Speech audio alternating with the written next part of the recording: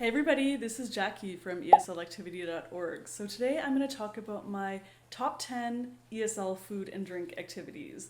And of course, everyone loves talking about eating and drinking, so this is actually one of my favorite units. And the good news is there's a million activities and games that you can do related to food. So I'm going to give you my top 10, but on my website, I think I have a ridiculous number. I want to say like 25 or 30 ESL food and drink activities. So be sure to check the link below for some more ideas. Number one, odd one out. So this is a very simple warm-up game. So for example, apple, orange, banana, carrot. What's the odd one out? Carrot, because it's a vegetable. Or ice cream, popsicle, coffee, and iced tea. What's the odd one out? Coffee. I had to remember. I couldn't quite remember what I said. Coffee, because it's a hot thing and not a cold thing. So students can actually say any answer as long as they justify their opinion and give the reason why. Number two, dictogloss. So find a passage or write a passage yourself of somebody talking about, say, their favorite restaurant or their favorite food. Put students into pairs and they need a pencil and a paper. Then you read out the passage at a faster than normal pace. Students will be like a little bit stressed out and they'll be like, slow down, teacher, what are you doing? I can't understand everything. That's the point. They have to listen for the key words and the most important words and then jot down some notes. At the end, they can pair with their partner to try to recreate what they just heard. They won't have everything, so read it out again at a faster than normal pace, and then they do the same thing, and then they compare what they have with the original version. Next one, videos. So honestly, YouTube is a gold mine for videos. Food and drink videos, there's a million. People talking about cooking, restaurants, anything under the sun you can find on YouTube. I use videos for warm-up. Sometimes I find a cool video and base an entire lesson on it. There's movies that feature food or where food is kind of the central thing. You could even do like a whole month lesson on that or kind of have a unit. Students can make videos. The possibilities are endless. Be sure to check out my website. I have a ton of ideas for how to use videos in your lessons. All right, next one, surveys. My best case scenario in my classes is when students are talking to each other because then they're actually learning English. If I have 20 students and they're all trying to talk to me, only one student is getting the benefit of that. Instead, I'd rather have students talk to each other. So surveys is one of the best ways to do that. So you can make up a survey sheet with a bunch of questions like your favorite food is pizza, or like you love cooking, your dad usually cooks at home, your mom usually cooks, you never eat out, you love junk food, etc. And the students have to talk to their classmates and they have to find one person that answers yes to that question. If someone says, yes, my favorite food is pizza, they write the name of that person down on their sheet. They have to ask a follow-up question. It can be any follow-up question related to that. For example, what's your favorite pizza restaurant? I like Pizza Hut. Or what kind of toppings do you like? I like ham and pineapple. And they write down that little bit of information. The goal is to get someone who answers yes to all of those questions on the sheet.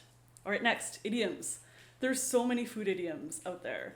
So you can do a ton of stuff with idioms, but one of my favorite things is to put students into small groups. Then I have them get on their phones and they have to find an English idiom related to food. Then they have to draw a picture, a literal picture of the idiom. This one isn't related to food, but it's raining cats and dogs. So students will draw cats and dogs falling through the sky out of storm clouds or whatever. So students can do the same thing with their food idiom. And then they have to research what the idiom actually means in English. So after they do that, they'll come up and do a short presentation to the class. They can show their picture and then talk about what it means in English. And then I get everyone to write it down in their notebooks.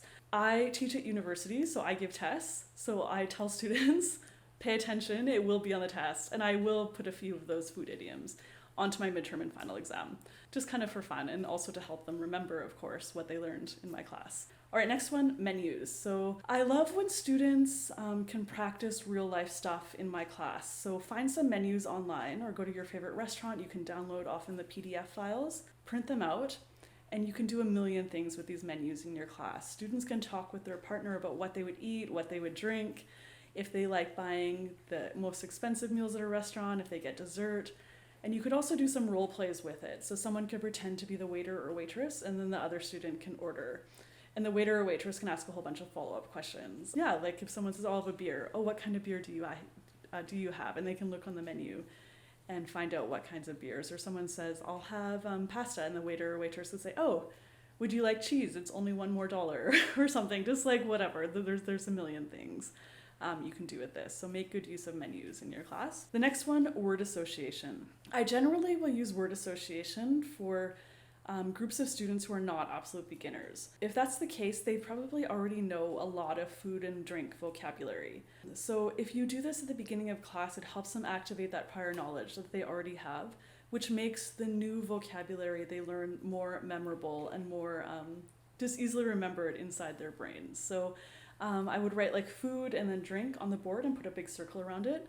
It just gets students to shout out words that they think of when they think of food. So they might say like carrots, eggplant, onion, and then I would draw another little circle, vegetables, and then they might say like apple, orange, banana, and I draw another little circle with fruit. So you can kind of just do a mind map like that, or even have students do that together in small groups by themselves. Next one, just a minute. So this is a challenge for higher level students.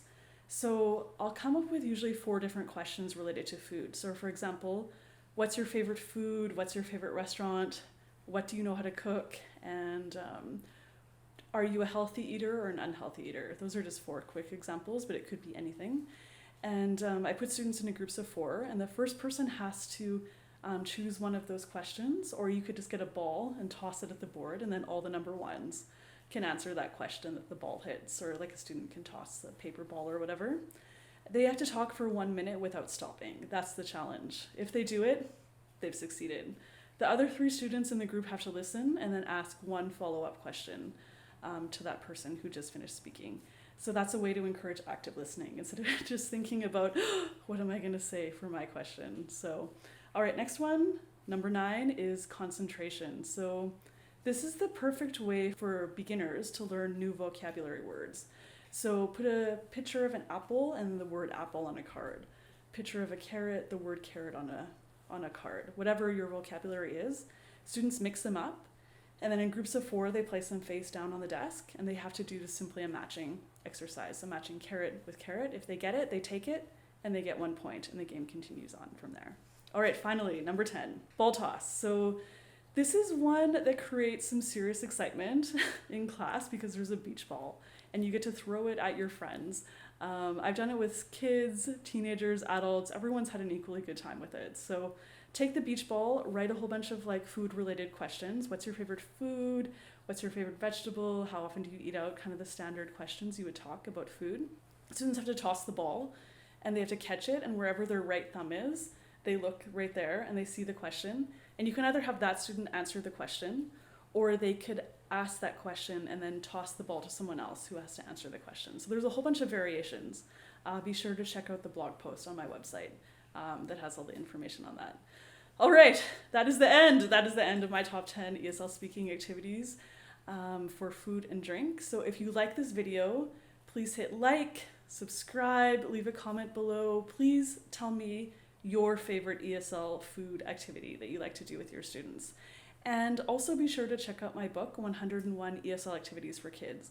There's a ton of great ideas that will just make your classes more interesting and fun. All right, that's all everyone. Until next time, bye.